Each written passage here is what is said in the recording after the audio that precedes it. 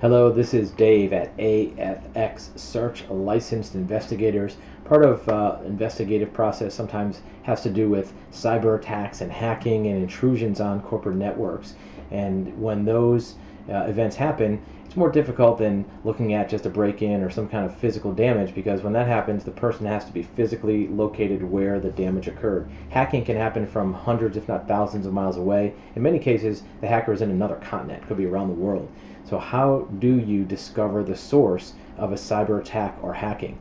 A good investigator will use a combination of three sources. First of all, you look at the intended IP address or location of where that hack came from. Of course, some hackers will use proxy servers to try to divert their location, but if you look carefully, you'll find that the attempts to intrude upon the network, or the hacks or the attacks, came from a particular location. And even when you look at different IPs and different proxies, if you look at the time of day that they were started, if you look at maybe other visits from other countries, you'll find where that attack started from. For example, if you're in the United States and you sell surfboards and your company has a hack against it, even if that hack shows IP addresses in, let's say, Ohio, well, you may find that if your server logs are up to date, you'll see visits to your site in the last month or two or three from, let's say, Russia.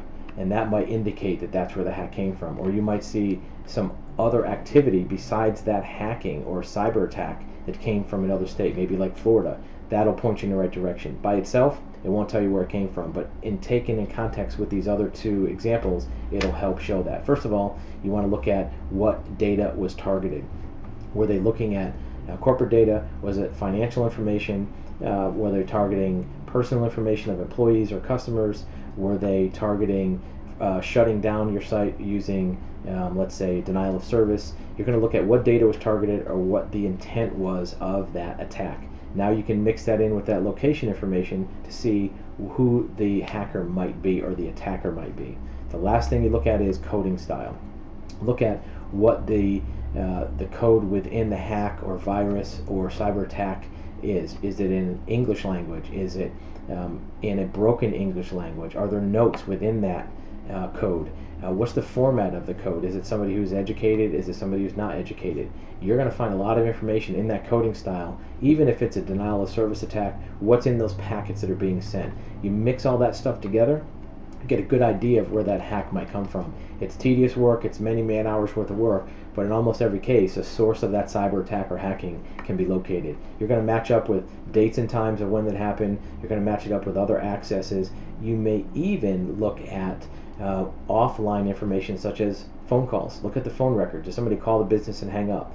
Were there other contacts with people that weren't intended to happen? If it's an inside hack, you may find outgoing calls that really don't match the pattern of your business. And then also look to see if records were obtained, how they're used. If somebody stole credit card records from your business, where and how were they used? Were they used to buy stuff online? Were cards printed and bought at stores in person? That will be in the mix of discovering that source of the cyber attack as well.